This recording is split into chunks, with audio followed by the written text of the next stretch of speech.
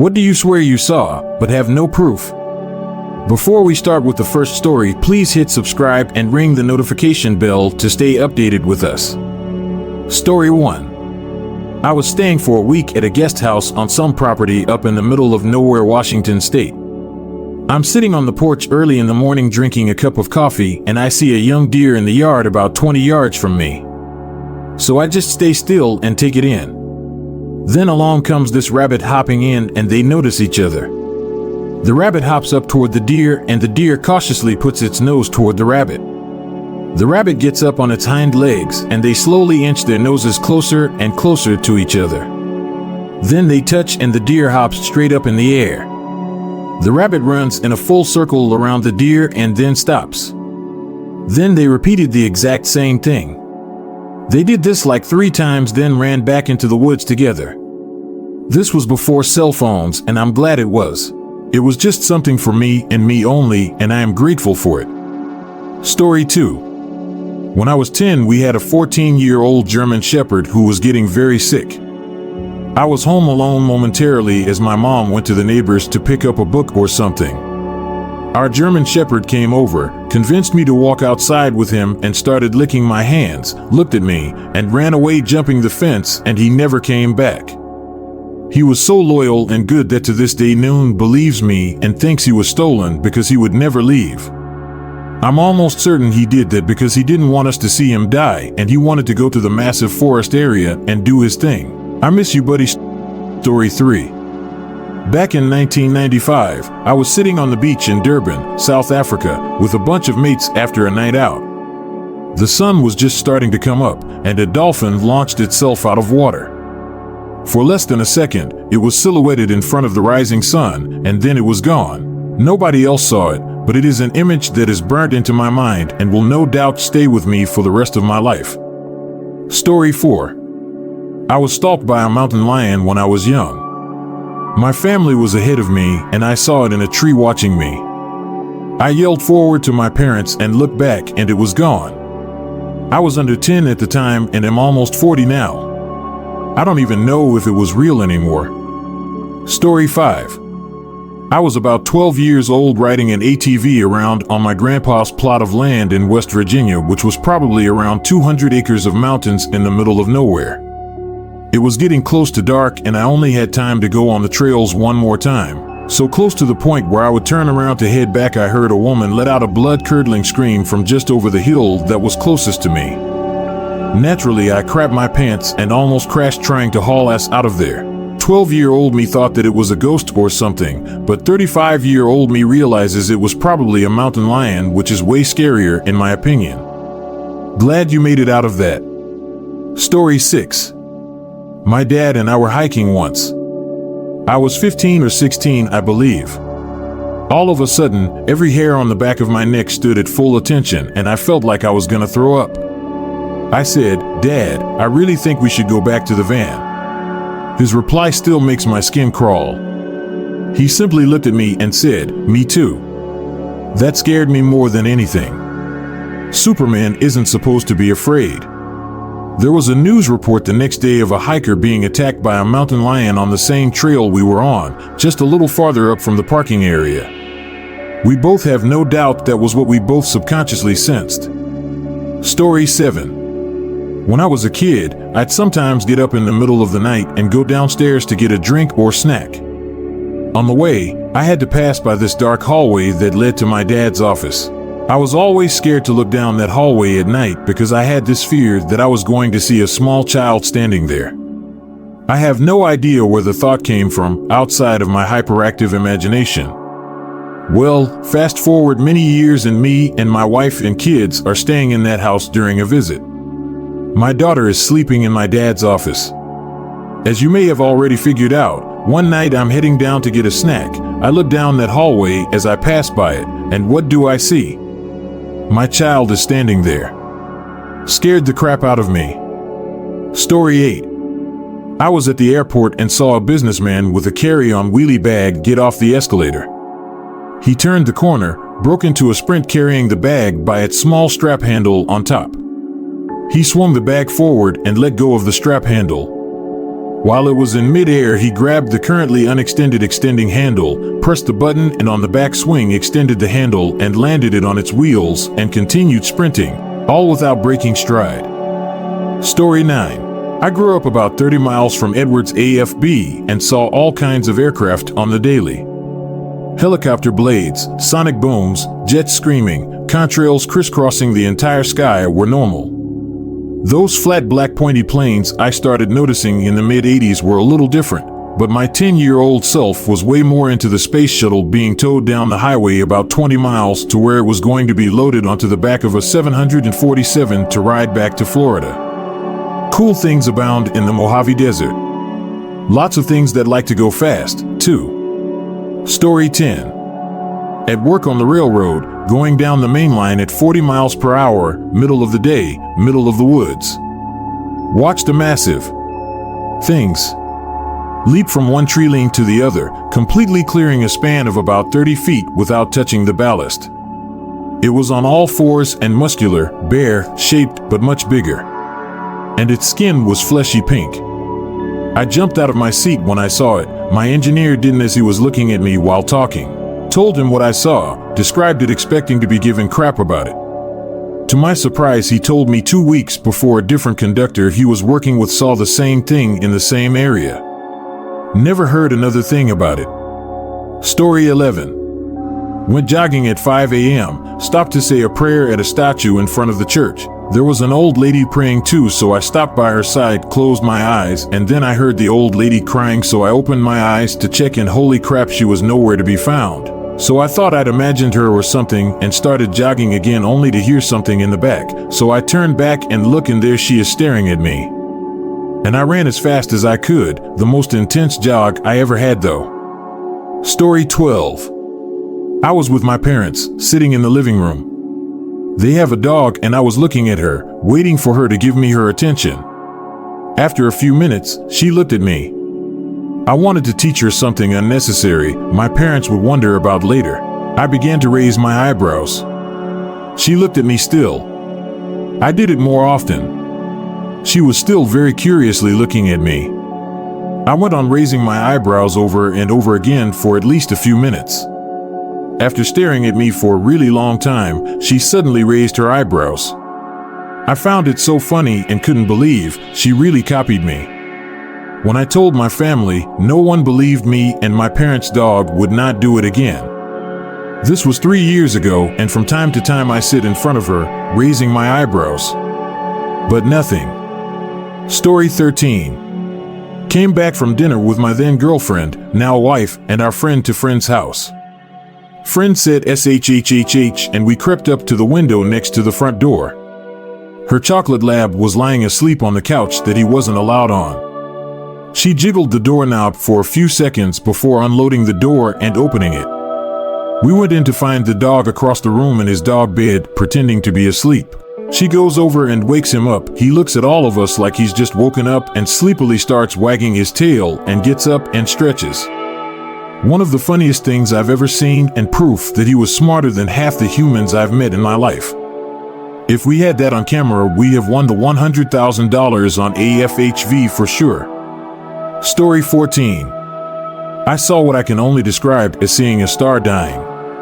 Sometime back before 2015, not exactly sure when, my brother had a friend over for a sleepover. Because of this, we were sleeping in the living room that night.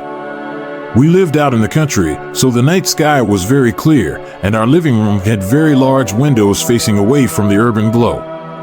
I couldn't sleep, so I was just staring out at the stars. Then, I saw one of the stars I was looking at erupt. It formed a large, thick ring that expanded to several times its original size. Then, it very quickly stopped and collapsed back in on itself and vanished. Honestly, I know it doesn't make any sense for it to have really been a star exploding and then collapsing, but that's what it looked like. I still have no idea what it really was. Story 15. My cat was meowing strangely in my kitchen at night, and I went over, and there was some sort of orange bioluminescent glowing creature that was about the size of a coin. I chased it across the floor of my living room, and at one point it crawled over my hand and clung on my finger briefly and felt like a mixture of an arachnid and an amphibian somehow. I froze and didn't know what to do, and then it kept going.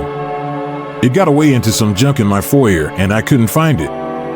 A few minutes later, I saw two green glowing dots like laser pointers on the wall slowly following each other from the living room into the foyer, and then stopped, and one faded out and then the other faded out. To this day, I have no idea WTF happened, but I remember it vividly, and no one believes me, and I would be inclined to think I was crazy if my cat hadn't seen the creature first. What did the weird kid in your school do that you'll never forget? Story 1. Mouthed off to the teacher, who got so angry he stormed down the aisle, grabbed the kid's desk and slid it, with the kid still sitting in it, all the way to the back of the class, and made him sit there for weeks later. Same kid had a big brother who caught a fly in the library and popped it in his mouth and swallowed it whole. We later heard after high school that the kid was goofing around with a gun and accidentally gut-shot his big brother. Story 2. We called the kid Dada Brown for most of a semester because he crapped his pants in class, but we only so hard on him because less than a month before, he absolutely humiliated a classmate who pissed herself in class.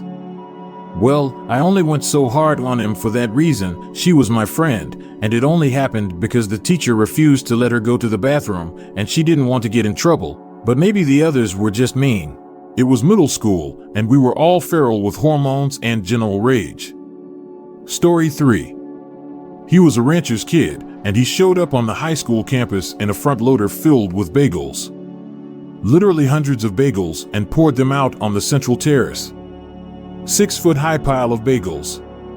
He parked the thing back in the lot, walked back to his pile of bagels, and just started chucking bagels at people. Started a bagel fight that was legendary. Story 4. There was this guy that was, as much as I hate to say it because it seems messed up, a school shooter type. Like longer ratty, dirty hair, always dressed like the Columbine guys, and just said some weird and concerning things sometimes. So at my graduation of 400 people, he was one of the speakers. It was like an audition, and you'll get to speak if you're engaging enough. So he walks up there and everyone is like, oh, it's this guy, this will be interesting. First thing he says is, everyone put your hands up, and I swear it was dead silent, and everyone froze and was just like, aw crap, here we go. He goes, I said put your hands up. Most people did. Then he goes, y'all smell bad, put your arms down, LOL. Ended up giving a crazy good graduation speech. Story 5. I was probably one of the weird kids at my school. I got bullied often, including once being held down by older boys while the other one literally took a running kick at my balls. Could not walk right for a while after that. I just remember going blind from pain. I had another kid that bullied me in art class. I had tried to get the teacher's/principal's attention to no avail. One day I had enough. We were working with different colored oil paints. When our canisters would empty at our desks, we went up to the teacher's desk and got more paint from large paint jars. That day when the bully started on me, I waited for the teacher to look away. I grabbed 2 full paint jars and opened them over his head. I got in trouble for that one, suspended I think. My parents let me play video games for 3 days off of school, and I had fun. The bully didn't get in trouble at school. His parents grounded him though for ruining his clothes. Story 6. Not me, but my dad's friend Dale was their weird kid. When they were in high school, my dad was hanging out in the parking lot waiting for my mom, GF at the time, before class when Dale came peeling in his Jeep. He gets out, says, "Hey Eagleface 5's dad, look what I got," and pulls out a .12 gauge shotgun and shoots it 3 times. He shot out a window of the school. The principal leans out the shot-out window, screaming, "What was that?" And my dad and Dale stand there dumb and say, "Nothing." The gun was confiscated for the day. Dale was allowed to pick it up that afternoon, and they had to replace the window that Saturday as punishment. Story 7. I found that some of the losers or nerds were the worst bullies of all. There was a guy who everyone hated and picked on. One day, I'm walking down the corridor when he pushed me into the lockers and injured my shoulder. Suddenly, though, he was on the floor and some guy was beating the crap out of him. It was one of the cool kids who bullied me, but only in a verbal way. He'd say nasty things, but never touched me physically. He was furious and said people like him don't get to be bullies when they don't even shower and have no friends. I said I disagreed with how he handled it, but thanked him for sticking up for me, and he never bullied me again. Story 8. My college dorm, freshman year, was an incredibly large, all-male dorm, think 2 full buildings, 4 stories, and an L-shape. Place was built like concrete prison cells. First quarter, twice a night the fire alarm was pulled. Someone smeared feces down the walls on one floor, and we had 4 dorm fires that year, with the last one being a full lobby fire. The weirdest part came when my neighbors were having a drummers festival one night. I knocked on their door, and like 8 guys were stuffed in this room, drumming sticks on any hard surface, including a stormtrooper helmet, loudly while all were focused on a porn playing on the small TV. It was 2 oiled up people exhibition style, very weird event. So yeah, the whole floor was pissed, but my roommate had frat pledge brothers that were crazy, and he was ready to call them and pick a big fight. So, as a compromise and conflict prevention, one of our neighbors penny-locked the door shut, and I lit 2 smoke bombs and tossed them under the door. The drumming stopped. It was a different time. Story 9. We were playing baseball. He was either on the first or the second base, can't remember exactly, and I was next to him. He said, "Watch this, I'm gonna do something cool." He pulled his pants down and took a crap on the base. I was shocked and no one else saw it. I didn't know how to act. I was speechless. The kid batting got a hit and the kid who pooped on the base ran to the next base. Then the next kid went onto the base that had poop on it and slid. He was like who the duck shat on the base. Story 10. We had this kid in class that was bullied all through HS. Me and 3 others were the only people to talk to him and treat him as a normal human being. He was special and he knew that, so he didn't mind standing out. He just disliked the bullying. The principal knew all about the bullying but never did anything about it, but the kid never snapped. Instead, he started an anonymous online blog where he'd post all details about the bullying schoolwide, and the principal called him into the office. The kid invited the local newspaper to join him. They wrote an entire article about it, and the principal had to step up to save the school. The bullying also stopped, and the kid was able to be weird again and could pick his nose and eat it without being bothered. Cool kid. Think he works at Apple now. Story 11. For context, someone threw a banana peel across the classroom. It just so happened to land next to the weird kid. The teacher, very stupidly, thought it was the weird kid. Like, how is it them? It flew across the room and landed beside them. Anyway, the kid proceeded to lose his crap after being accused, opened the window and tried jumping out of it. It was on the 3rd floor. I wasn't there for it, but apparently he backed out or something. And so it became the famous story of our year group. Everyone knew about it. Story 12. There was this guy in my high school named Mike Tyson. Yes, that was literally his name, and he was high-functioning autistic with an incredible knowledge and obsession with cars and motors. He didn't take crap from anyone, not even faculty. He acted like the king of the school and would make motor sounds while power walking through the hallways and cut people off. It was hilarious because he was so serious while doing it. Nobody seemed to mind it either. That's just how he was, and we all accepted it. Story 13. During lunchtime, he and his friends jumped the fence to the automotives area of the school, found a blowtorch or some kind of lighter and lit it above the opening of a fuel drum, then it exploded. After being knocked out, his friends ran, and then the school went into lockdown and he was flown by helicopter to a hospital 4 hours away. He came back to school a few weeks later with half his hair gone, no eyebrows, and a slightly scarred face. After being the most popular kid at school, it quickly ended when he started screaming the N-word and other slurs at the Aboriginal student. Not smart considering about 70% of the school was Aboriginal, and the town was 60% Aboriginal. This happened in Victoria, Australia in late October 2022. You can Google fuel drum explosion 7 News. Story 14. More of a quiet guy than a weird guy, but he turns around out of nowhere and says, "I'm going to fake a seizure." Sitting in the front, just blasts his desk and chair over, starts writhing around on the floor making crazy noise and knocking stuff over for probably 2 minutes. Just gets up and says, "Thought I was having a seizure." Teacher was just shocked and just went back to teaching. One of the most out of character things I've ever seen anyone do. Dude was like the polar opposite of a troublemaker. It was absolutely hilarious. But this was a pretty rowdy class and the teacher didn't really have much control over the room, so nutty stuff was happening all the time. Story 15. I brought my Furby to school as a joke, and he kept grabbing it during the last period and throwing it around and saying he was going to smash it. Finally, I grabbed it from him and put it back in my backpack because I was freaked out. He then started to make really weird threats about how he was going to choke me out and stuff. I told him to stop, as he was making me nervous. So then he stared me dead in the eyes and told me he was going to bash my skull in with a hammer and watch the blood seep from my body. After that, he always acted extremely hostile towards me and even brought a real hammer to school and threatened me with it in the hallway every morning. I had never talked to him prior or even after, but suffice to say that kid got arrested for possession of a child, you know what. In addition, he also got a charge for attempted something for a battery case tied to his arrest.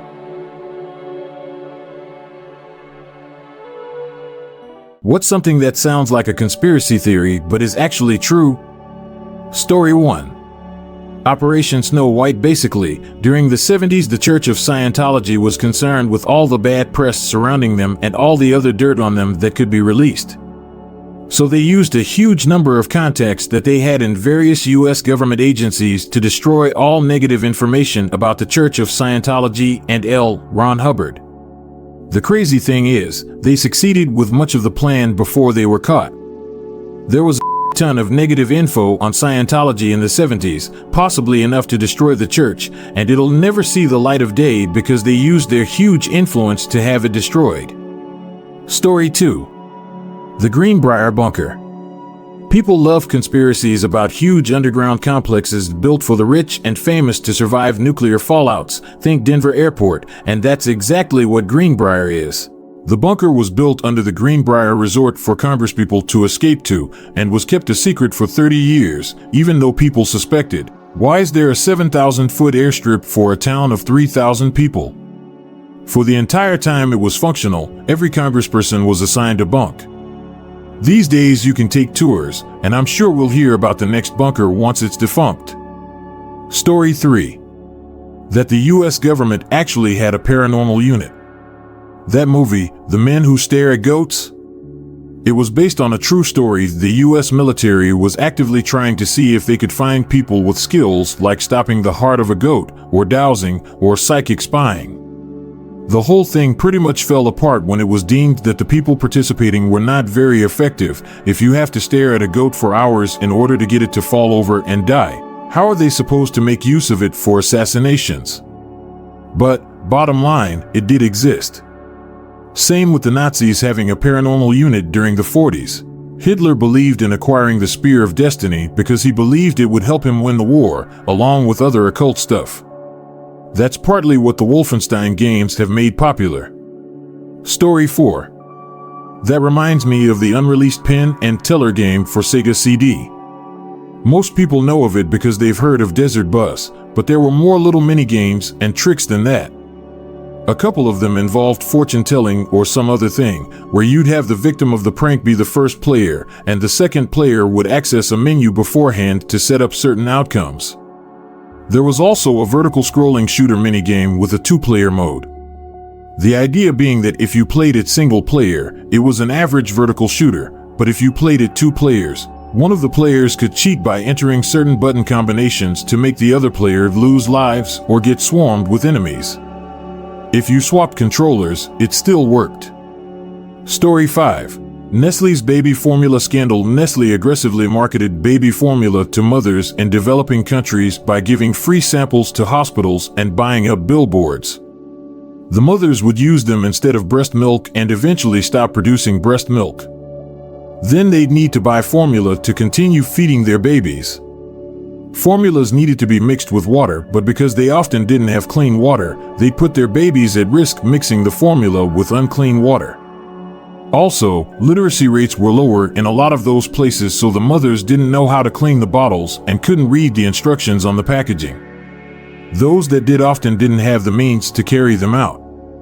A lot of them, being poorer, also resorted to watering down the formula to try and make it last longer, but then it wouldn't have enough nutrients for the baby. Nestlé downplayed all of this and said it wasn't their responsibility, that people here didn't really have access to clean water and that they were just giving people the freedom of choice. Story 6. In the 60s and 70s, thousands of Native American women were sterilized without their consent as part of a practice to sterilize poor and minority women to help their financial situation and their families' quality of life by preventing unwanted pregnancies in poor communities.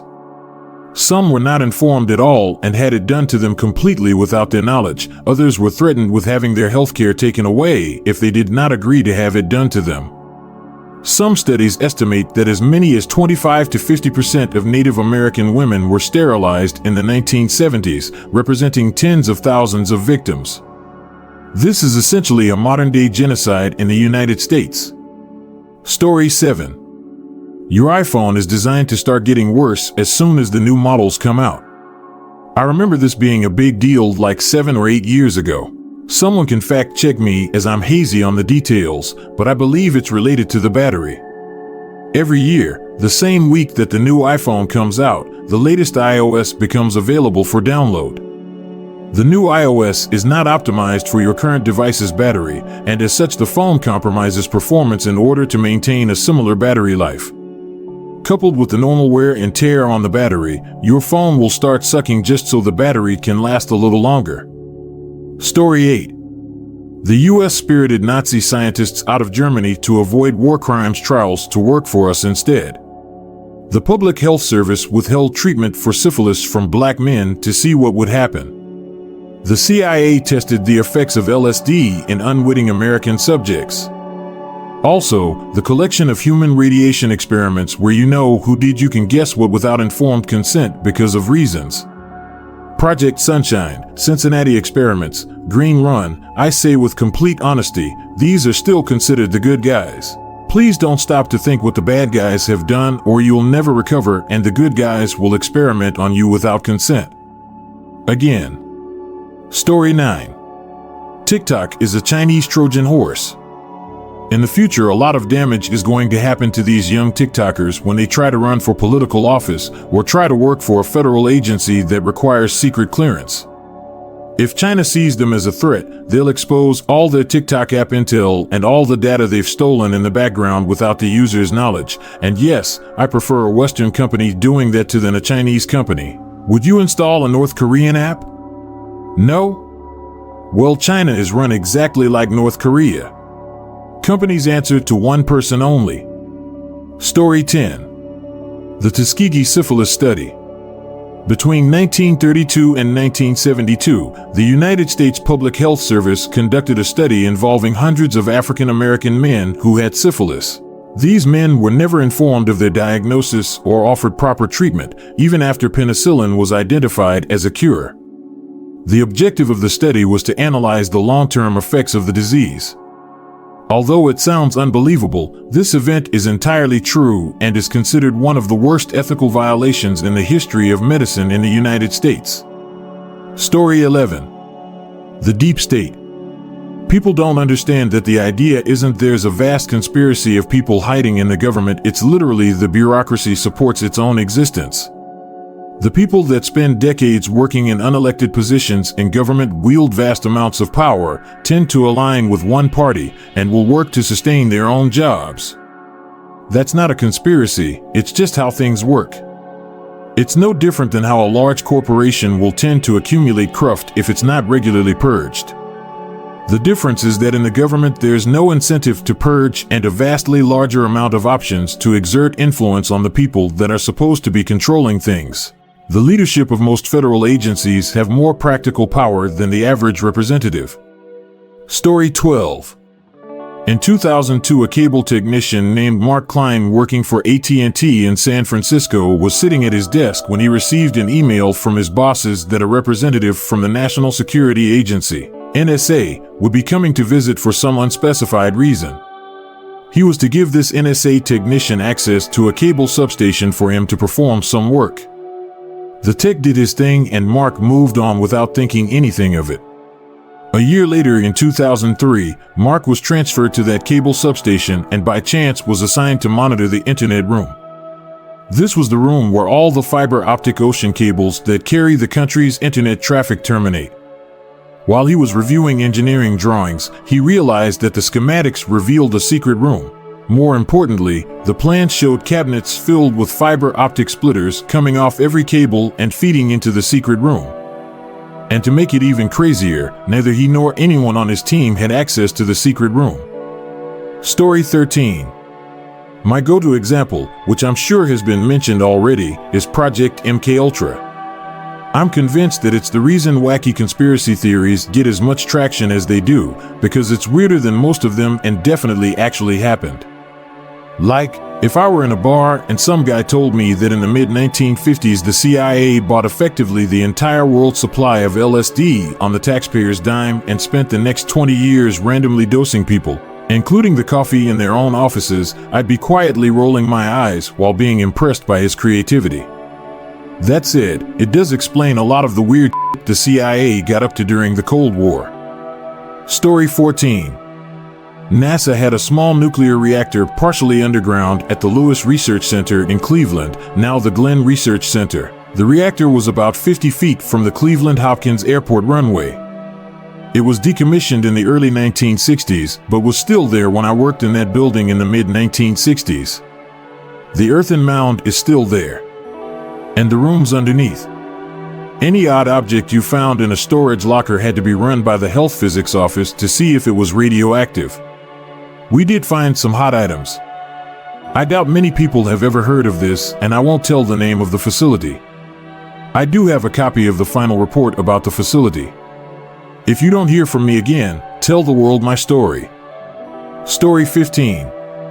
That big pharma spends millions on trying to make supplements, vitamins, and foremost vitamin D3 to look like it's useless and even dangerous by paying for articles and big studies that tell that story. Because if it became common knowledge that D3 indeed works wonders, especially for people that live in places with very little sun, Big Pharma would possibly lose billions in lost profits for the simple reason of people not getting sick as often or as badly as they do now. For example, your chance of catching irritating bugs like a cold is so much smaller if you get enough D, and if you do, the chance that it quickly passes gets bigger. It even lessens the risk for depression. For example, the country of Sweden has very few sun hours per year, but a lot of depressed people, and still there is big skepticism when it comes to D. One big reason is that our medical office upholds the truth by continuing to giving safe recommendations on dosing of D that are far too small to be effective. 400 IE per day, when in fact 2000 IE per day is the need for most people. And our medical office is far from alone in this world. What's the creepiest thing you've seen in a hospital? Story 1. When I was a kid, I sang in a choir that would occasionally visit a local hospital for terminal patients to sing hymns from room to room. One time, as we sang to a very sick man lying in bed, I'm pretty sure we saw him flatline right there, and our maestro quickly ushered us to the next room over. It didn't hit me until a few years later what I had seen that day. Story 2. My wife has cancer and needs a bone marrow transplant. That means we needed to be at the cancer unit like every other day for a few months after she was released. Infusion would sometimes last hours, so I would frequently bring my laptop and do work in some tucked away corners of the cancer ward. I remember one day hearing a lady howling in agony while her loved one consoled her. I pieced together that she received bad news and didn't have long to live. She was trying to negotiate and beg for more time. Her loved one was frantically trying to make arrangements for them to relocate to a peaceful place while she transitioned from life. My wife was at the nadir at the moment as well and was flirting with death herself, so hearing that really got me messed up. I drank heavily that night. I don't think I shared that experience with my wife. I didn't want to cause her any more pain. But I still hear that woman's howls. Story 3. I was a veterinary technician at a research/teaching hospital. Sometimes it was my job to play surgery tech/anesthetist for pigs that were used for training doctors in laparoscopic surgical techniques. One morning I showed up and started setting up the OR, and there was a large rubber trash can in the room that wasn't usually there. I walked over and opened the lid to see what was in there, and it was full of preserved human arms. I put the lid back on very quickly. Apparently there was going to be a lab later that afternoon on tendon repair or something. Story 4. Wasn't what I saw, but what I heard. I worked in supply chain for a couple of years, and I was in the ER on 2 different occasions, about 3 months apart from each other, when mothers were told their kid had died. One was a baby, only a few months old, and the other was like 8 years old. I can still hear the screaming wails. Still get chills down my spine when I think about it over 10 years later. Story 5. Woke up in the hospital with nobody around and had stuff stuck in me. Really had to pee, so I got up and walked out of my room in a gown, and the nurse freaked out. Apparently they thought I was going to be dead by morning. I had some medical emergency and was totally unresponsive. My vitals kept lowering to the point I was like 35 to 40 BPM with shallow breathing. Million questions later, in 2 days in the hospital, they could only come up with some type of response to a toxin or poison. So I had a bedpan under me, and in 4 on one of those 3 things I wheeled about. This happened when I was deployed, and it was more like a remote clinic on one of the southern islands in the Philippines. Story 6. My father-in-law received CPR. He ultimately died, but watching that crap scarred me for life. A lot more violent than I would have ever imagined. Edit. Super fun unintended consequence of this comment getting some attention. Every time someone replies, I get to picture what happened that day. Double edit. As I stated in a comment below, I'm in a good place with all of this and was just trying to make an observation that this isn't something I think about often. If you want to share, then please share. Story 7. Contractor here. Been in hospitals for a while. Let's see. A clueless janitor pushing a trash can on wheels, leaving a 2-foot wide blood streak behind him. 3 dead bats stuck to a mouse pad in a ceiling. Glanced into a window to see a guy with his ribs spread getting heart surgery. Learn not to glance in windows real fast. People losing their minds on drugs, and probably the worst was older vets in the mental ward following me around begging for a piece of string long enough to hang themselves with. Story 8. Ancient ICU nurses here. This was years ago. We had a head injury from a cyclist with no helmet. He was barely alive, tubed, went to the scanner, and it was awful. He came up to ICU so we could withdraw care and give him and his family the space for a peaceful death that happened 5 minutes or so after we started the withdrawal process. So anyway, me and my colleague were cleaning him up, performing the last rites, and getting into the body bag. There was blood and gravel in the back of his head/hair. My colleague was supporting his body. He was rolled on his side facing her, and I was washing the gentleman's back. I had wipes and a bowl of water and was soaking his hair and combing it to get the gravel out. And as I pulled the comb, it was short man hair that was wet, no pulling as such. Through his hair his skull kind of fell apart and his brain fell out. My colleague saw his face kind of fall in on itself. Creepy watching someone's face implode and brains fall out. Story 9. I used to be on the environmental services team at a hospital. We would maintain carpets and floors. I was kind of new to the job when they sent me to clean the carpet on the floor with the psych patients. I had no idea at the time. Sometimes the machines can get kind of loud, so the patients would ask us to close the door. While I was cleaning in front of this one patient's door, he waved for me to come over. He was older, like in his 80s. I get closer, and I noticed he was restrained. He kept repeating to himself, "Come here, let me out, I gotta save the kids." He points out the window, towards another part of the hospital, and says they're in the elevator shaft.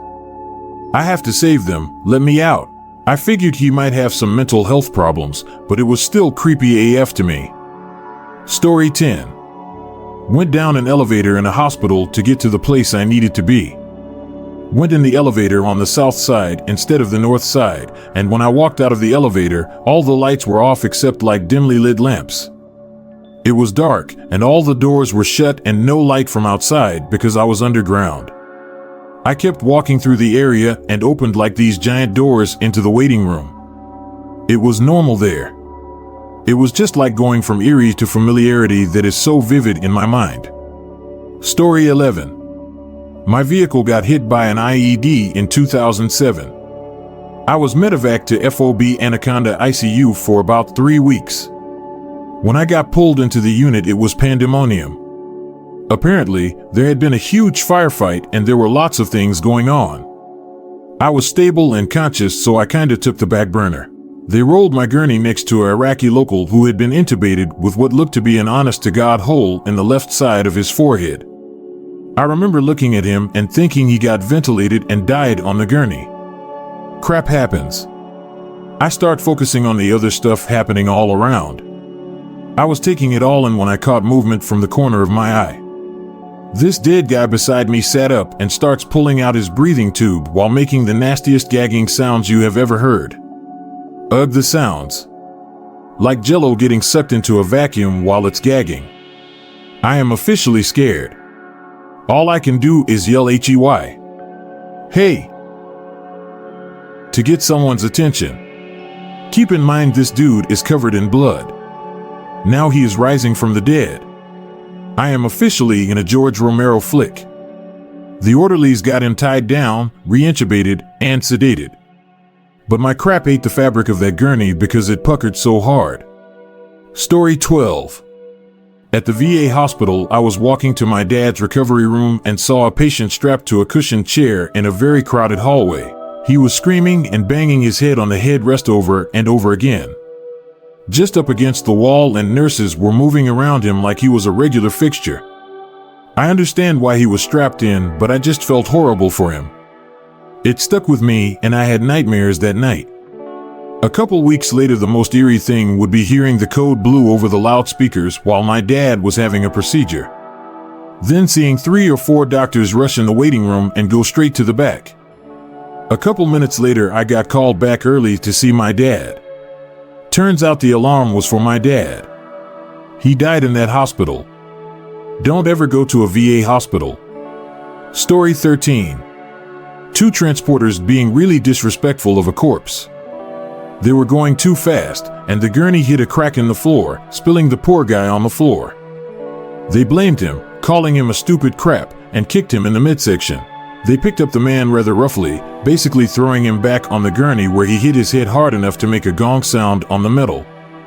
They left him by the door for the funeral home driver to get, which is not protocol, saying, "I don't have time for this crap. I'm hungry." I reported them. Story 14.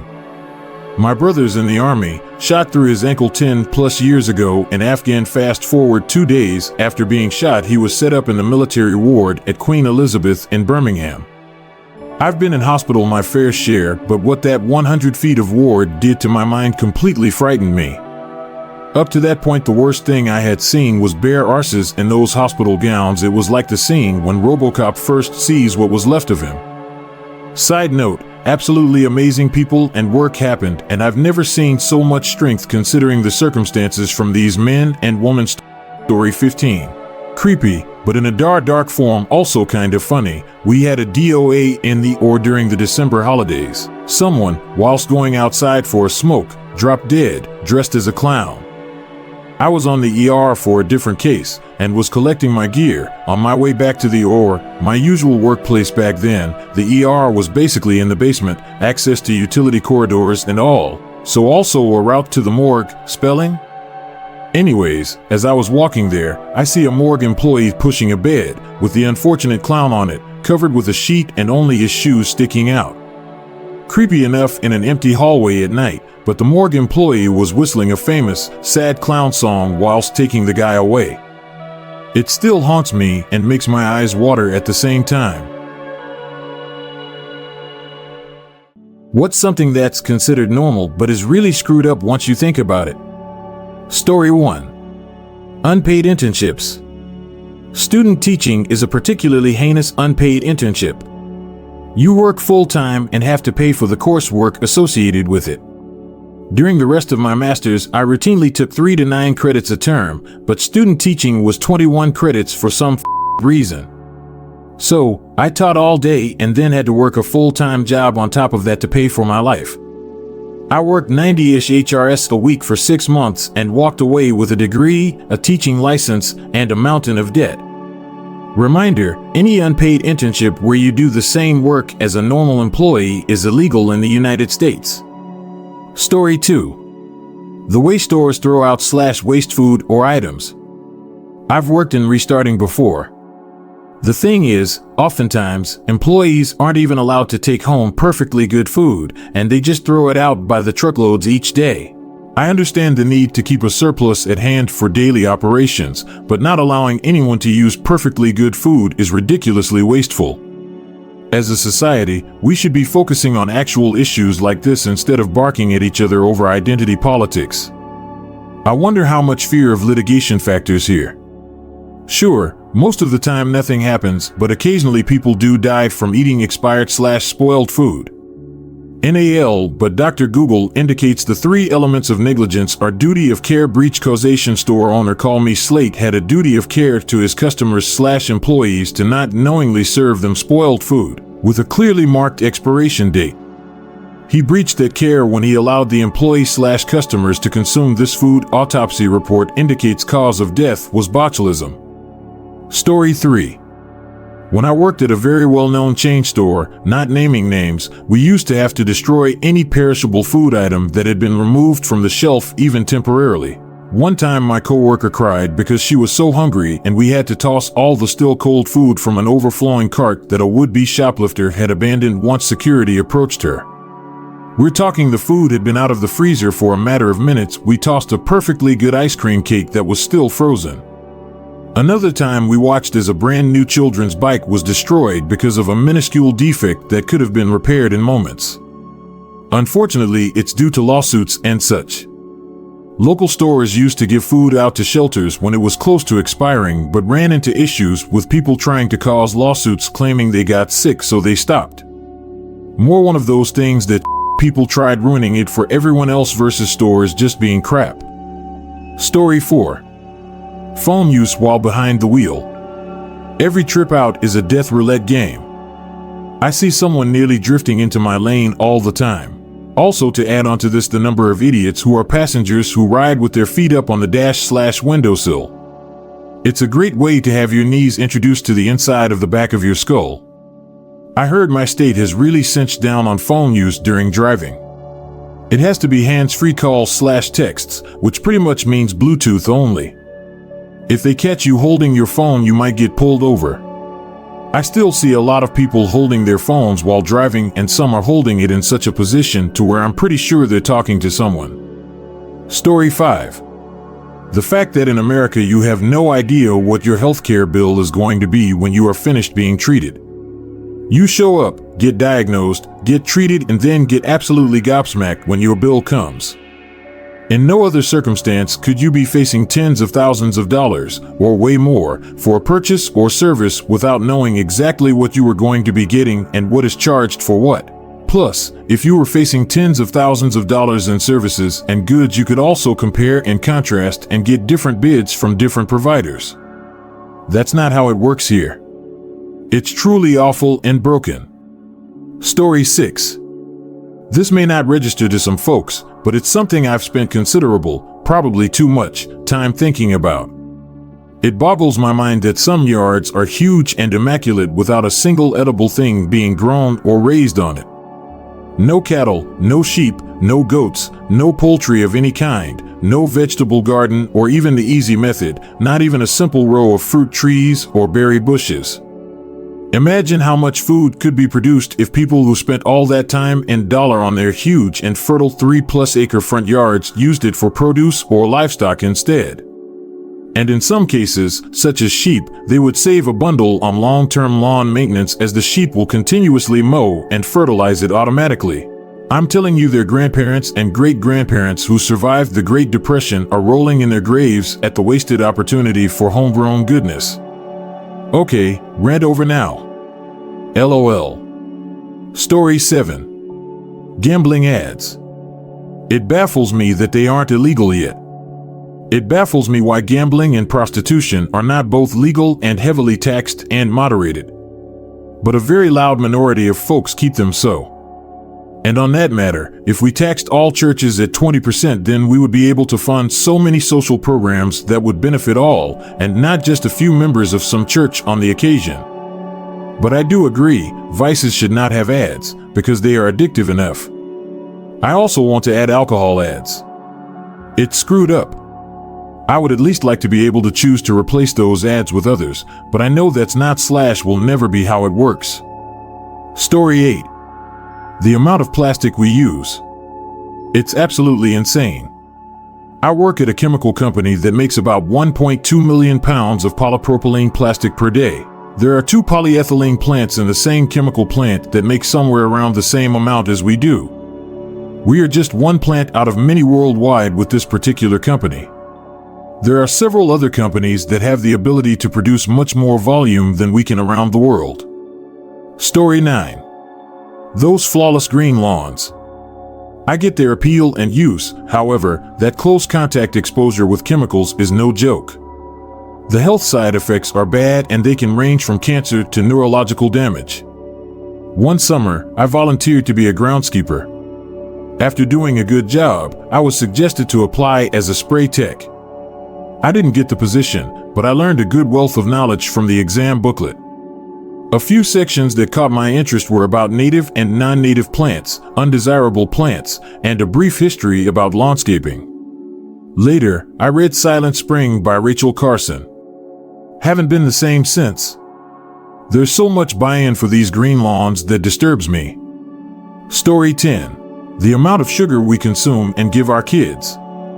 Everything has added sugar now, even things you don't think of as sweets.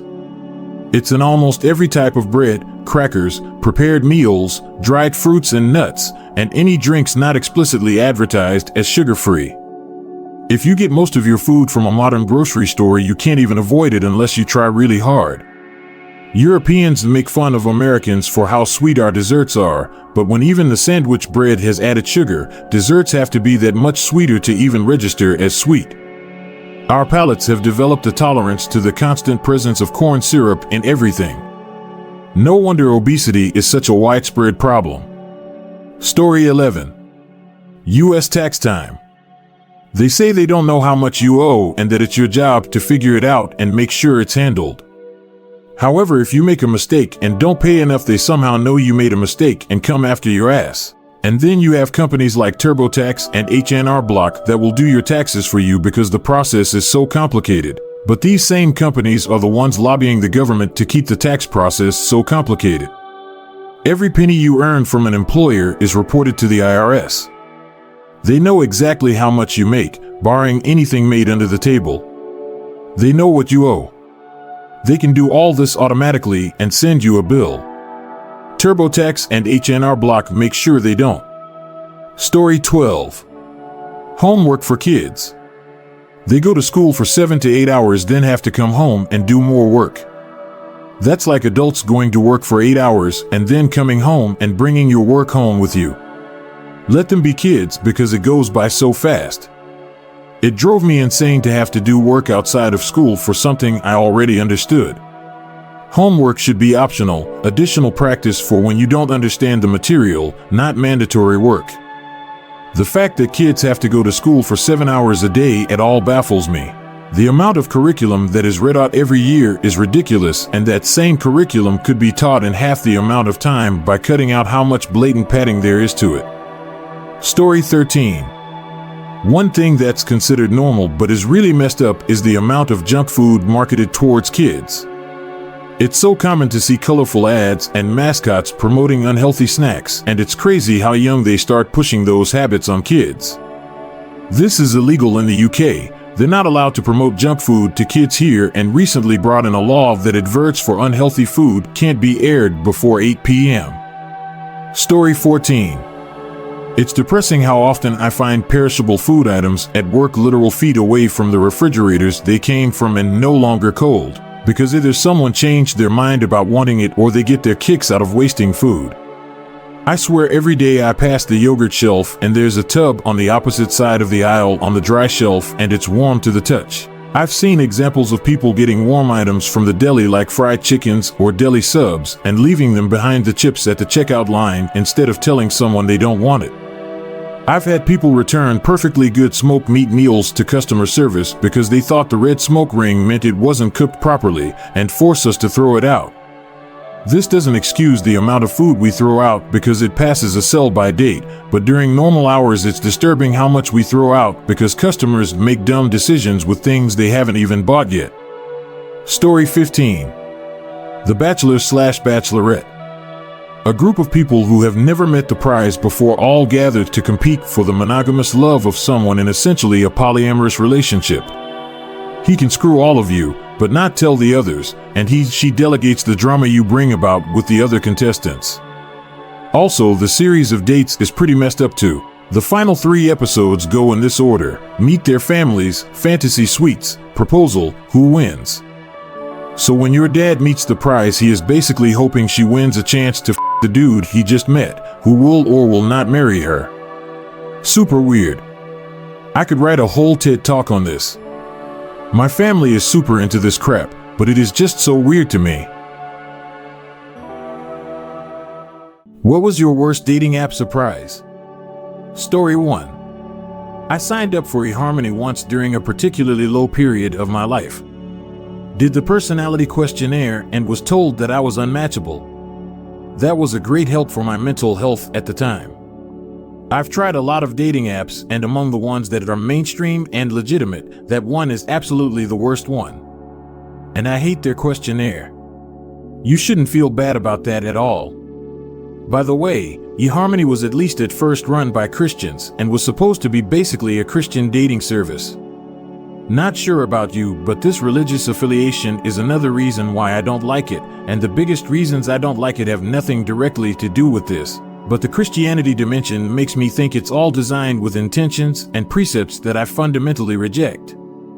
Story 2. This was a long time ago.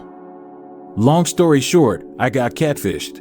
Now I have nothing against individuals with dwarfism, but it was not as advertised, and when she showed up I was obviously taken back.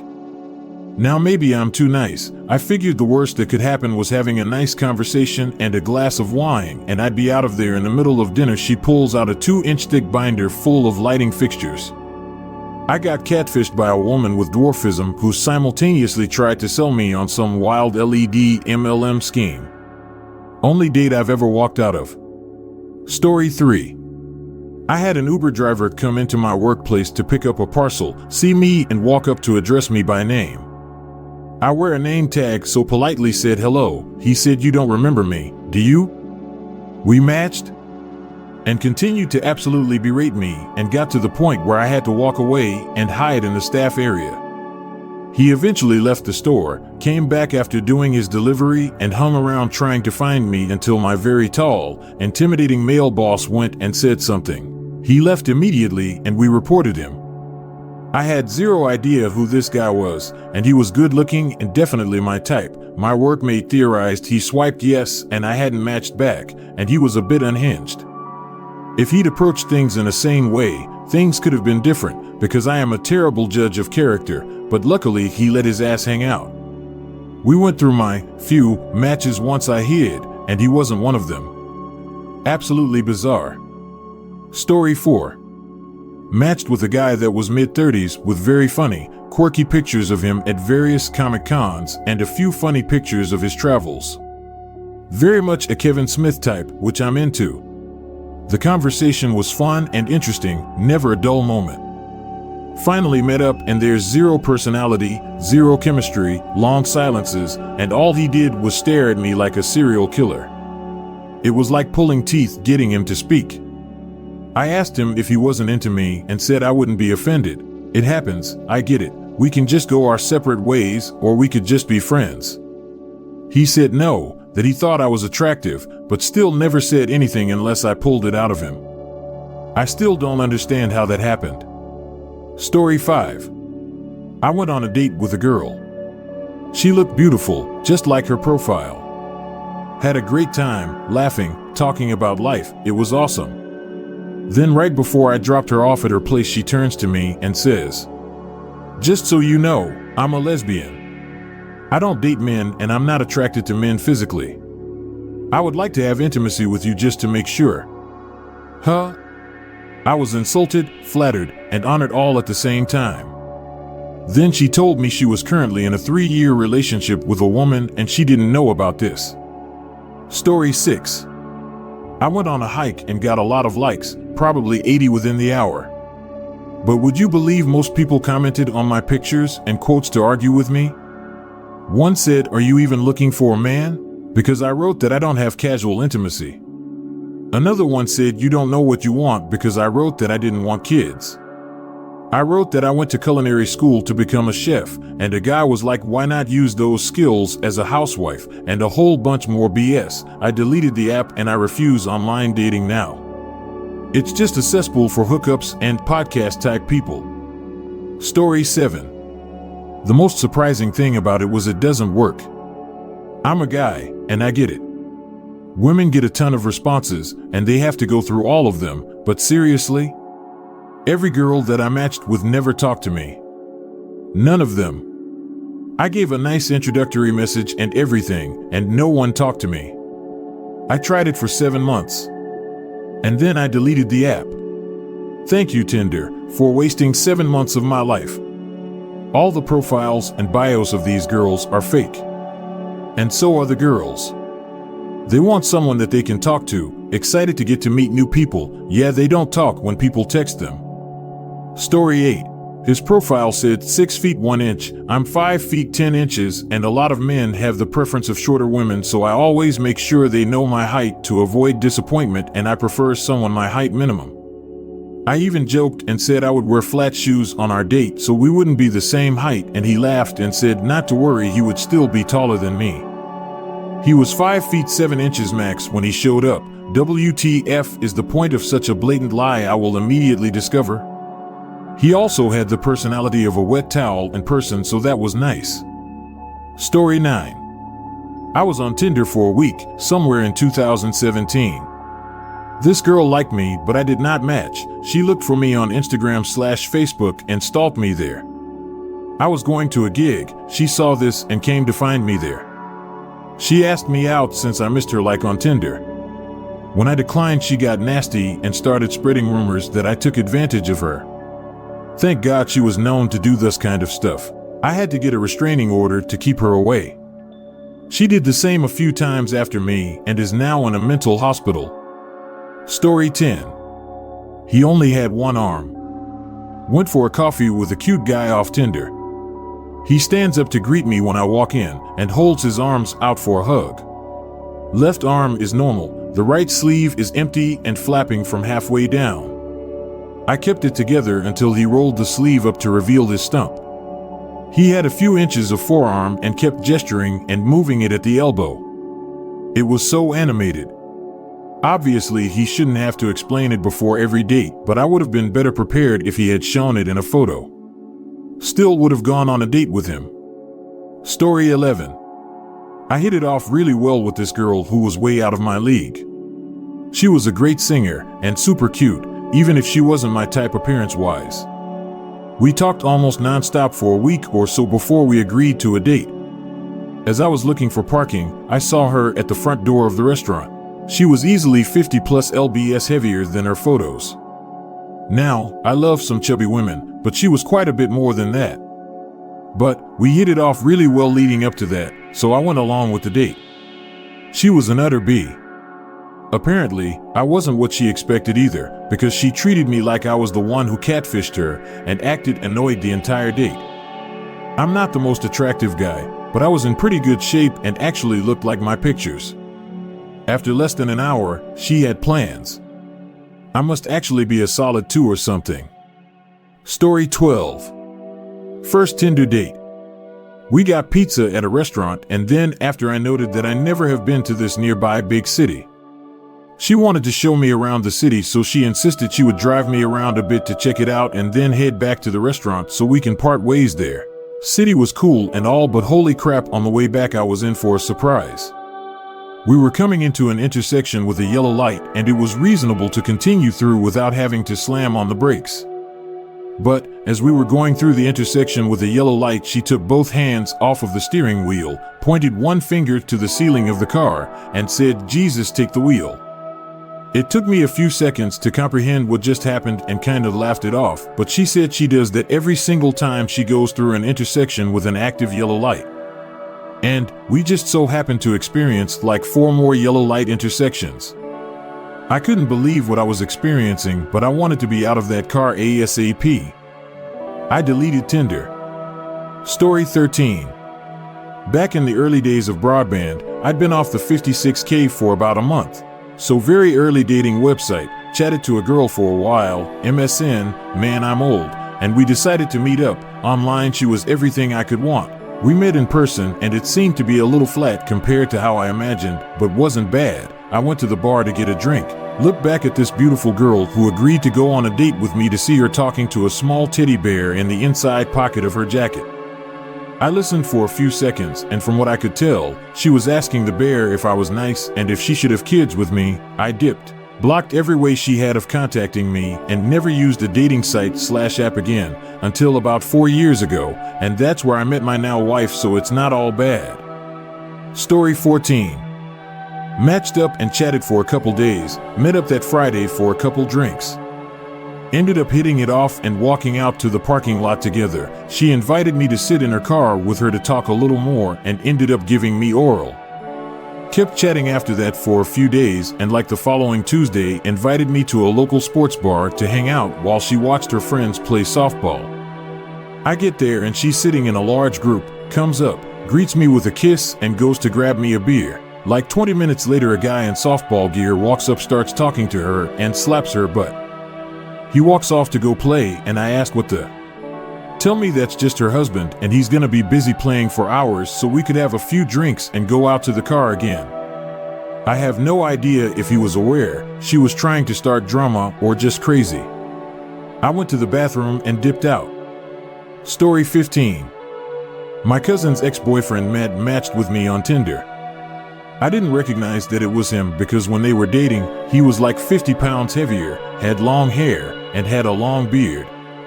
This dude was built, and he tattoos and was bald. All of his profile pictures were pretty far away, and he was wearing sunglasses in them. It never registered to me that it was Matt because he also said his name was Ken and said he was 28, not 31. I got to talking to him and realized Matt and Ken had almost identical upbringing. Both lost a brother to leukemia. Both lost a brother to a car accident. Both went to the same college and studied the same major. I don't live in a large city. I live in a smaller rural town. What are the odds in that?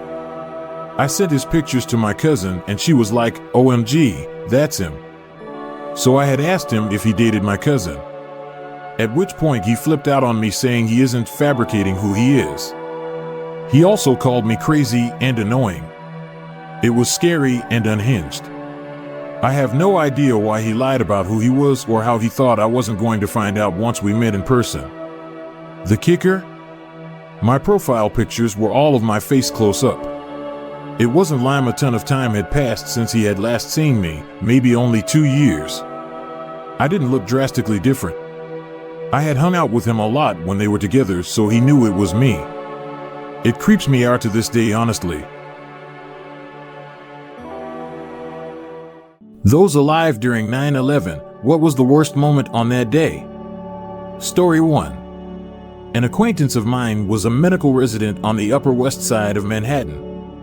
The hospitals went into emergency triage mode, prepping for an onslaught of injured survivors, thinking there would be huge overflow from closer hospitals. And it was just silent. There were no survivors to send to their way. That's when she realized the unprecedented devastation of the attack. That's what messed me up. People wanted to help the injured and donate blood. But there weren't many people to help. I've never seen an incident result so binary. Story 2. Coming home and watching my mom try to explain to my 7-year-old little brothers that what had happened had nothing to do with the fact that it was still their birthday. Dad was grounded halfway across the country on a business trip. We spent half the day trying to get a hold of our aunt who was actively working in the Pentagon, and they were too young to fully grasp why everyone around them was panicking. Mom unplugged all of the TVs, and we had dinner and cake as if nothing had happened. Her grace and composure kept an already horribly day from consuming our reason to celebrate. Even today, our family holds the mentality that it was their day first. We can remember with the rest of the country, but it's still first and foremost their birthday to be celebrated. Story 3. The hours before I knew if my mom was dead or alive. They wouldn't let us leave the school and I didn't have a phone. From our school we could look out the window and see the smoke. Some people saw the second hit. Finally they couldn't hold us any longer and I ran home. Mom was asleep and didn't even know what had happened. She had taken me to school, then decided she was going to take the day off and went home to nap and just slept all day. Story 4. All the footage of people jumping. Knowing that those people were having an ordinary day, talking to colleagues, having a coffee, and then in an instant they were in a horrific nightmare.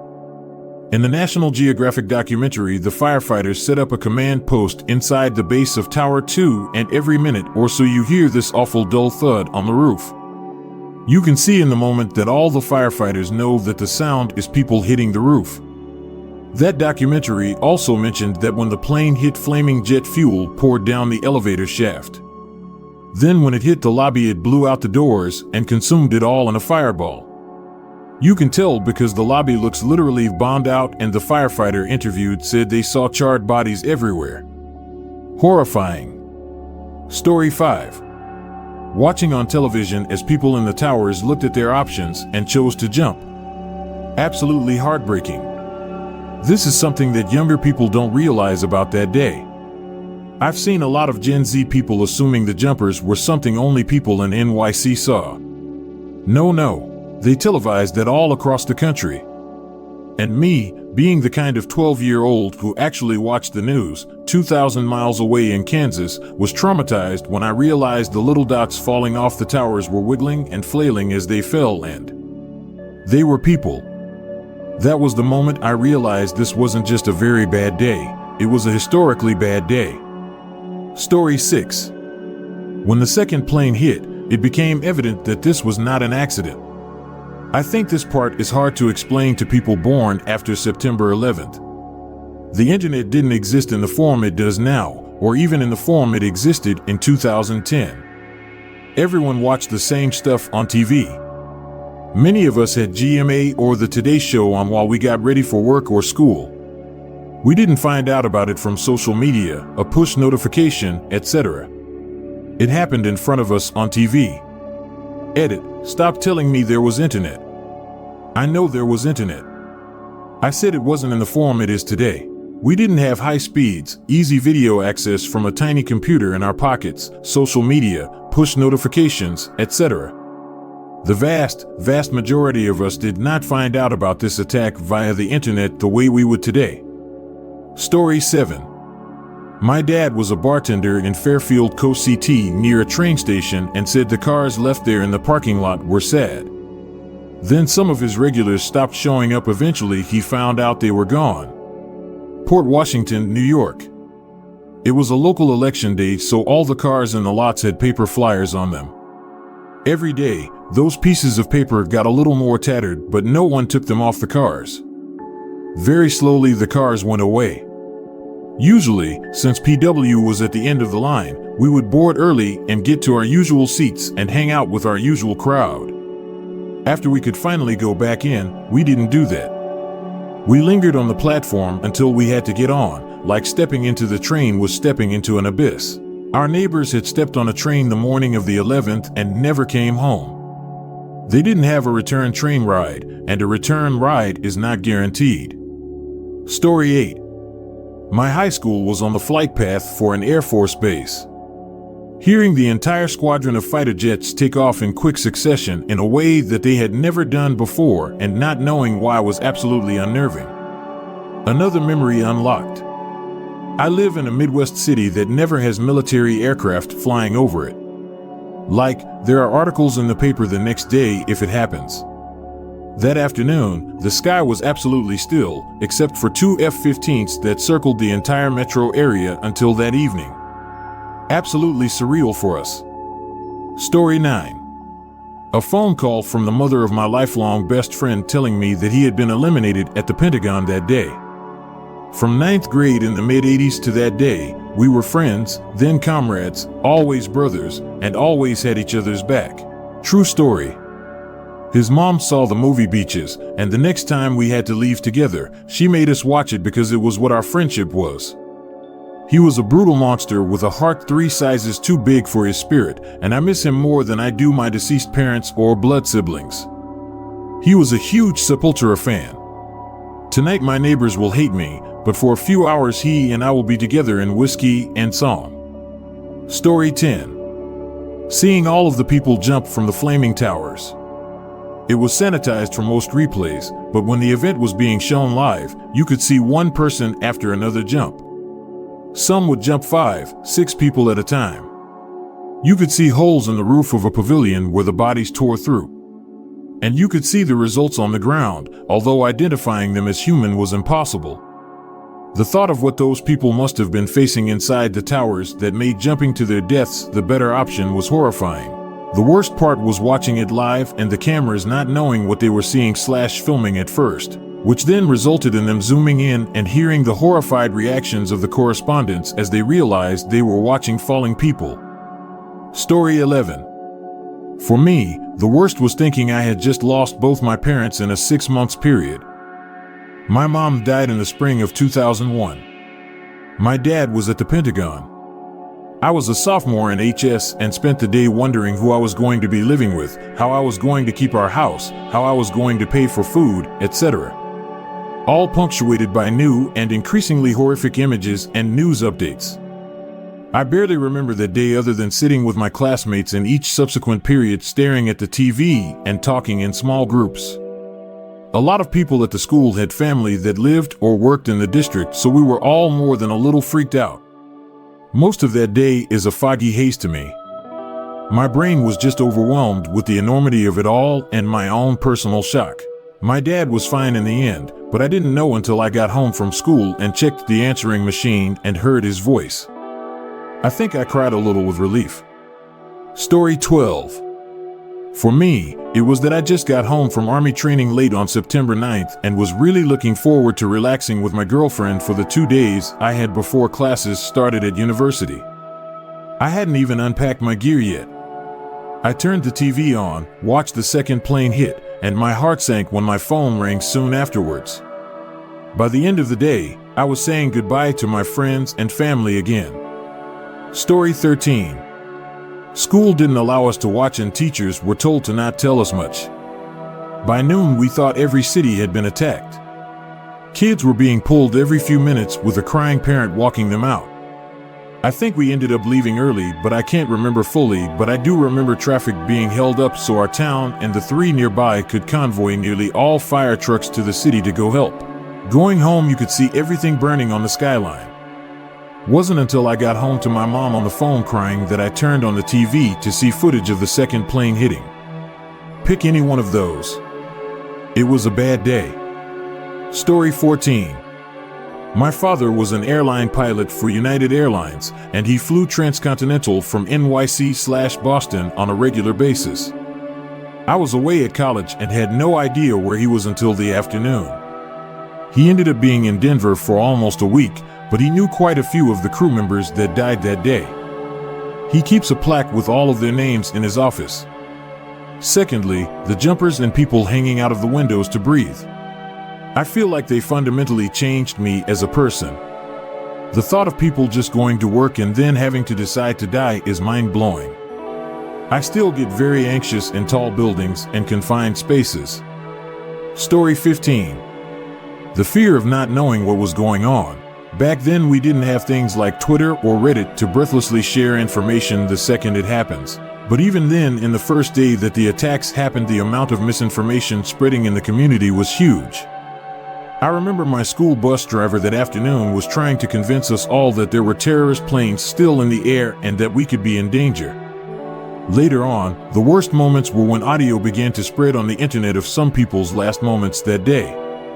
There is a horrific video still easily found on YouTube of the audio of a man that was stuck in one of the towers, speaking with a news station over the phone when the tower he was in started to fall. You can hear people screaming in the background. The guy screams, "Oh God," and within a second, silence as the line cuts off. The realization that these people in that moment were all violently crushed into nothingness was sickening. What's the most impressive pickup line you've ever heard? Story 1. Years ago, I was sitting in my college dorm lounge with some friends around the start of February. A sorority girl comes in and says they're doing a rose delivery service for Valentine's Day. You pay a few bucks per rose, write down the room and phone number of who you want to send it to and a note, and they'll deliver it on the day. One of my friends says, "Oh, sure, there's this cute girl I want to get a rose for," and gives her some money. She hands him the card to fill out and he makes a big show of looking confused for a second, then hands it back saying, "Sorry, but I don't know your phone number yet." She laughs, fills out the card, then fills out another card with her room and phone number, hands it to him, and leaves. The rest of us are all sitting in awe as the entire thing took less than a minute. Story 2. My first trip to Italy, I was with my mother. We were taking a bus tour around Rome because tourists who drive there become bug splat. Getting off the bus to see the Colosseum, a man was walking past. I got off first, he noticed me, then Mom got off behind me. He notices her. He approached her, then said, "You are her mother?" Startled, my mom said yes. The guy kissed his fingers and said Da Vinci could not have done better.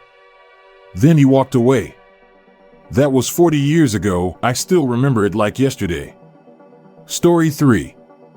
When I was about 20, the restaurant I worked at ran out of cheese. I was tasked with going to the grocery store to go buy some more cheese. This happened to be Valentine's Day, and when I went to the aisle to check out, there were 2 other men in front of me buying some flowers for their significant others.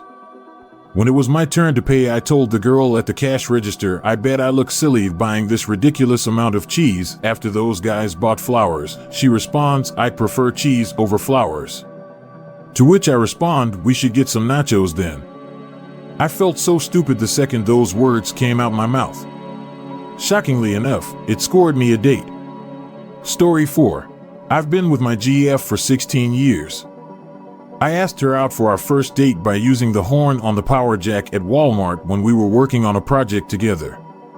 I said, "Hey, name, maybe this weekend we could get together and honk, and we could get some handcuffs and honk chocolate syrup honk," and just went on for a good minute saying risque things and then acting like I was censoring bits of conversation, while still moving my mouth. She was in tears laughing by the end of it, but it worked. Story 5. I was making conversation with this beautiful woman at a wedding we both were invited for. We also really clicked.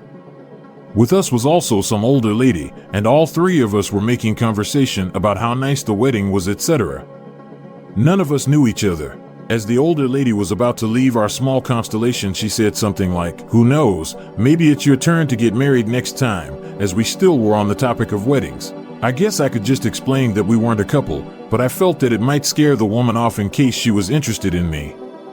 So instead, I just giggled and said, "Hee hee, yeah, maybe."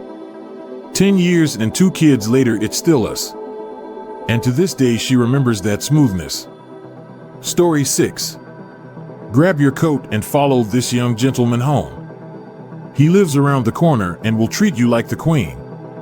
The owner of a restaurant I worked at in my 20s used to pick up women for me. He was a sharp-tongued Englishman in America and would often take us out to the bars after we closed. I was reasonably handsome and charming, but this man was astonishing. 50s fat and balding, seemingly harmless, but infinitely witty and charming. He'd talk me up to beautiful women like I was his chosen son. I'd do my part well enough. When he saw there was any sense of chemistry, but I wasn't making a move to get laid immediately, he'd pull the line above. It was highly effective. We were in a ski town, so there was new talent every week. Oh, to be young again. Story 7. I was the ripe age of 21 at a popular college bar/restaurant downtown with my best friend celebrating her coworker's birthday. I was looking cute in my skin-tight dress and 4-inch peep-toe heels, peak early 2010s fashion. After downing multiple tequila shots and a margarita or 2 or 3, I had to break the seal. Now, one could say it was the heels or the multiple shots, debatable, but when returning from the bathroom I ended up falling flat on my face right in front of the bar. All of a sudden a hand appeared from the heavens. I looked up and this hump with long hair said, "Don't worry, nobody saw," and he helped me up. I immediately burst out laughing at the absurdity of that statement and ended up spending the rest of the night together, along with our friends. We kept in touch for a couple of years on off. But now it's been 11 years of going steady. His humor hasn't faded and we make each other laugh on a daily basis. He's my favorite person. Story 8. It was 2008. I am from Baltimore and was stationed in San Diego. The night I met my wife, she walked by me while I was talking to my buddy and I touched her hand as she walked by the bartender as being a jerk-off and won't look at me. I know he won't ignore the prettiest women in here. "Can you take this $20, get me a Corona and whatever you and your friend want? This a verbal contract that you'll come dance the night with me and we get Mexican food when you're ready to shove your face with me later." I was actually shocked. She came back with a big smile and 4 beers, handed me 2 and locked eyes with me, and I followed her to the dance floor. Then we hit Roberto's and talked outside till 4 in the morning. I was Twitterpated after that. Apparently Mexican food is the secret to a California girl's heart. Story 9. One time I was at a barn party. I live in a small Texas town, and I had just broken things off with a girl that was persistent on fixing things, but I wasn't up for it. Either way, she walks into the party and makes eye contact with me and kinda starts walking in my direction. Well, just so happens there was a couple girls next to me waiting for the keg nozzle, so I quickly put my arms around one and whispered in my ear, "I'm sorry, but the girl that just walked in is going to want to talk to me, but I just don't want to." She laughs and was like, "Okay babe," kinda loud, and kisses me. We talked for the night, hook up. Never went past that, but we became really good friends after that. Story 10. I was around 20, heading home, and right across the street, there was this group of guys with their bikes/motorcycles, blasting music and talking loud. I was minding my own business, and out of nowhere, they all went quiet, and one of them said, "Let's give her parents a round of applause." Then they all just started clapping. I was really shy back then and just kept walking straight, but still remember. Honestly, to this day, it's the most original compliment I've ever gotten. Story 11. I'm pretty creative, but most of those funny lines don't work. What almost always worked was having balls of solid steel, having the confidence to walk directly into a group of girls, the lion's den so to speak, pick the one you want, focus only on her like her friends don't exist, and saying something true, like, "Excuse me, I'm sorry to interrupt, but when you walked in here you kind of knocked the wind out of me. You are absolutely gorgeous, and I knew I wouldn't be able to sleep tonight if I didn't come over here to introduce myself and at least offer to buy you a drink. I'm Mike, and you are?" From there you'll need to be comfortable in carrying on a conversation. But if you do this right, you'll succeed more than you fail. I swear confidence is the key. It's totally underrated when it comes to picking up women. I've gotten girls that are totally out of my league just by having the confidence to approach in any situation. Looks are good, personality is helpful, but confidence is the key.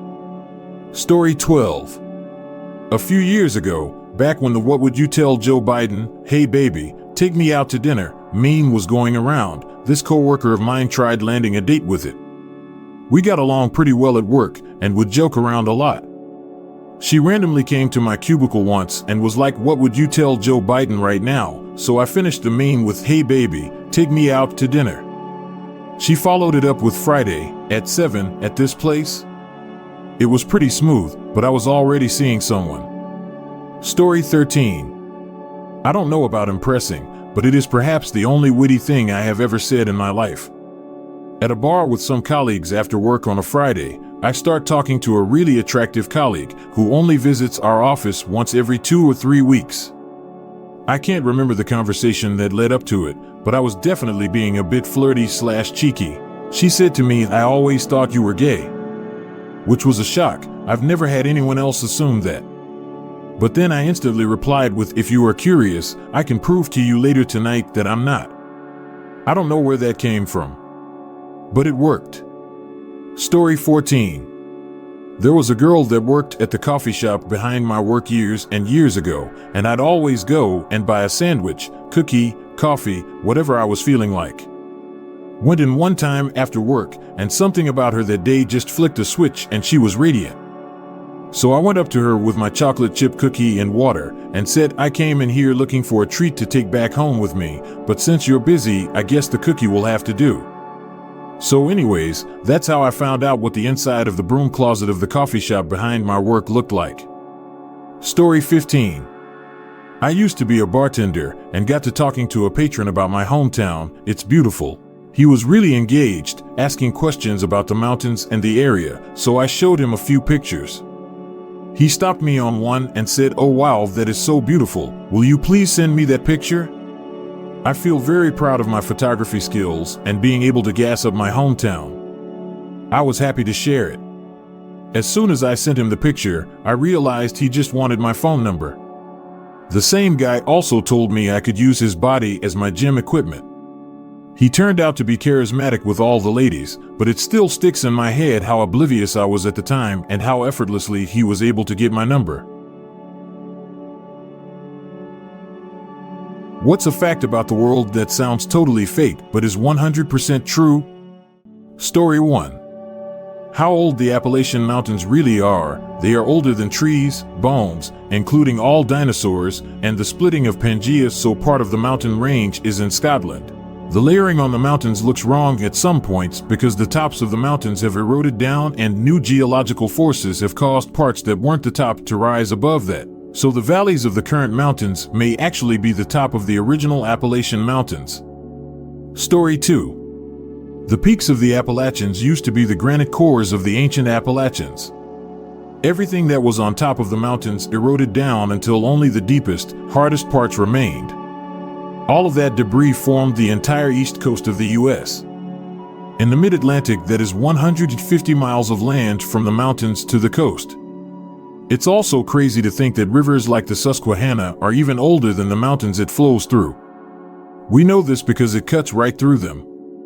The tectonics that elevated the mountains pushed the river bottom up, which was eroded away, over and over, nanometers at a time for millions of years. Story 3. Gavrilo Princip tried to eliminate Archduke Franz Ferdinand during a parade through the streets of Sarajevo, but could not get close enough to the motorcade because of security.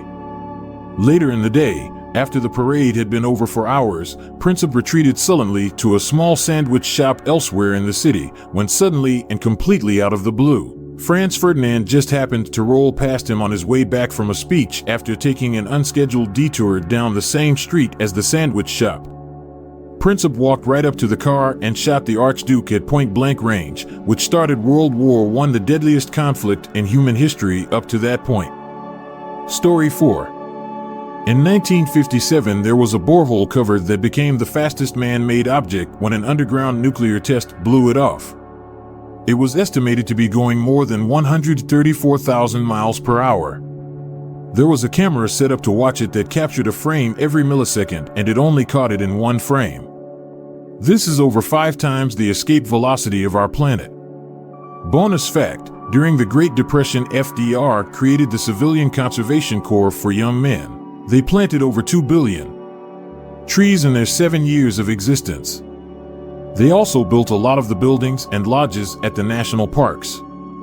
Story 5.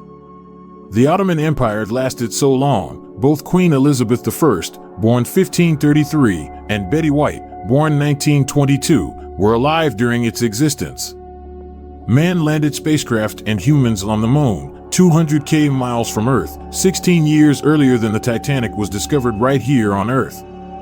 The Southern Cross was actually visible in the Northern Hemisphere up until 400 AD. It was described and written about by ancient Greek and Roman astronomers, but the gradual precession of the Earth's equinoxes over the centuries caused the constellation to vanish from Northern Hemisphere view. It can still technically be seen from the Northern Hemisphere, but only if you are in the tropics, around Cancun, Mexico, or close to the equator in the late winter/early spring. Story 6. The Appalachian Mountains have been around since before the ocean.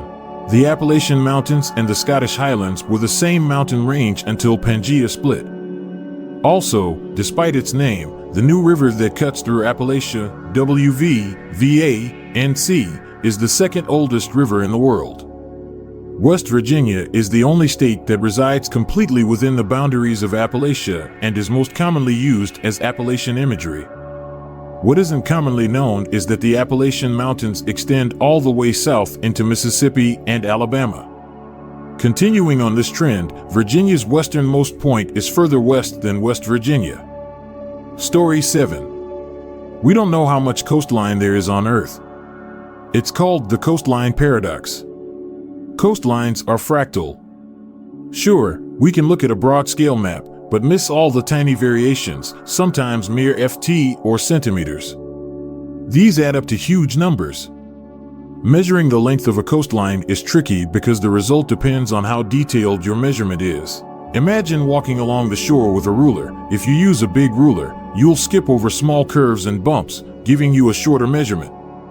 But if you use a smaller ruler, you can measure all the little details, and the coastline will seem much longer. Plus, it's always changing. Erosion, cliff collapse, water levels rising, volcanic events adding or removing it. Story 8. There was a brief window where a samurai could have sent a fax to Abraham Lincoln when Cleopatra was alive. There were still woolly mammoths. The pyramids at Giza were already ancient when Cleopatra was born. At the time of building the pyramids at Giza, there were two other civilizations in other parts of the world building pyramids. If I remember right, it was Nubia and Mexico. Story 9. The U.S. economy is highly dependent on a chronically ill population. About 15% of the workforce is directly employed in healthcare. These are some of the highest paying and most stable jobs. And about 75% of those jobs primarily focus on managing chronic, preventable, mostly dietary disease. And that doesn't include the jobs in the pharma and junk food industry. So in other words, if we suddenly were to clean up the food supply and regulate things like refined sugar/junk food, etc., and really do a competent job at prevention, the healthcare industry would collapse. All those jobs that manage chronic disease would be gone. Best case scenario, it would cause a major recession, but more likely it would be a Great Depression sort of scenario. This is why you'll probably never see the American Dental Association lobby for sugar regulation. That would be devastating for dentists when the average American eats 1 pound a week. Story 10. Kirk Douglas and Arnold Schwarzenegger were in a movie together. Martin Luther King and Anne Frank were born the same year, and Betty White was 7 at the time. The planets make up less than 2% of the solar system's mass. All of the planets can fit between the Earth and the Moon, and that gap gets wider every year. Mt. Everest is still growing. It's also only the tallest mountain above water. The structural failure of a Boston molasses tank resulted in 12 deaths and 150 injuries. Spelling bees aren't a thing outside of the US. Story 11. Birds have been observed intentionally lining their nests with cigarette butts. While the nicotine in them is toxic to the birds, it's a low enough dose that it's not a significant risk to them in the short term. They don't live long enough for the long-term effects to be a problem, and it kills parasites that may try to hide in the nest and infect the chicks. Smaller bird species have been sighted stealing the anti-bird spikes that we put on buildings and lining their nests with them, like little palisade walls against other birds and predators. A small species like a songbird can navigate the spikes easily, but it makes it more difficult for a predator like a hawk or a rat to get to the nest. Crows have also been observed stealing lit cigarettes from ashtrays and wafting the smoke through their feathers to kill parasites. Because the parasites' lungs are so tiny, they get a lethal dose of nicotine in an instant and die, making it much easier for the crows to get at ones that are well hidden. Story 12. Well, I can't say it's 100% true, but we are pretty sure that the moon was formed by another planet about the size of Mars smashing into the Earth, sending massive amounts of molten debris into nearby space, and that debris formed the moon while the molten remnants of this other planet and the proto-Earth combined to form the Earth. Without that collision, Earth would be smaller and have a smaller and less powerful magnetic core, and so would have both a thinner atmosphere and less of a magnetic field that helps protect the planet from radiation. With a thinner mantle, the layers and core would have cooled faster too, which would create other massive changes like from tectonic plate movement and volcanic activity. The collision tilted the Earth on its axis, which is why we now have seasons. The extra rotational speed from the collision may have kept our now larger core spinning longer too to create and keep that magnetic field, and without it we could have lost all our water vapor and been a hellhole like Venus, or else lose most of our atmosphere and become a dead, frozen world like Mars. Story 13. Tardigrades are small bug-like creatures about 0.5 millimeters, 0.020 in length and have one of the best chances of survival in any circumstance. Here are a few. Temperature. Tardigrades can survive temperatures just above absolute zero to far above the boiling point of water. Radiation. Tardigrades can survive radiation that is 1,000 times more lethal than the human dose. Vacuum. Tardigrades can survive the vacuum of space. Pressure. Tardigrades can survive pressures greater than those found in deep-sea trenches. Dehydration. Tardigrades can survive for years without food or water, drying out to only 3% water. They can then rehydrate, forage, and reproduce. Story 14. On average, Mercury is actually the closest planet to Earth, not Venus. There is an article on Physics Today and a video from the comment section on YouTube. Basically, they simulated the orbits over time and every day took the distance from both Mercury and Venus were from Earth and averaged that over time. Sure, if you plot the orbit in a snapshot, circles around the Sun, clearly Earth and Venus circles are closer, but the article and video make it clear as day. The best way to explain it is that Mercury orbits the Sun fully much faster, then Venus, and Earth the slowest. If you imagine the planets in kind of the same line relative to the Sun, yes, Venus is closer. But if Venus is opposite Earth, or somewhat further, not in line, then Mercury is pretty much closer by default. So when Venus and Earth are not closer together, and Mercury orbiting the Sun fully much faster, it has more time to be closer to Earth, essentially. When I first read this I was like, nah, but we're just taught the planets in order, and after watching the simulation on YT it made it pretty clear what was happening and that Mercury is in fact closer to Earth more than Venus is. Story 15. People don't really attract like-minded people. If you're a normal person, you think along the lines of the golden rule. But I'll tell you this, there's gonna be someone you consider to be a friend who's going to not only disappoint you, they're going to hurt you, and they're not even going to value your friendship enough that they care to rectify that. They might even enjoy it. You really have to dig your heels into your values and stick with them. I tolerate a lot of nonsense behavior from my friends, but never something that hurts somebody else, especially another friend of mine. Never pictured myself genuinely telling a friend I'm disappointed in you, but that's growing up, I guess.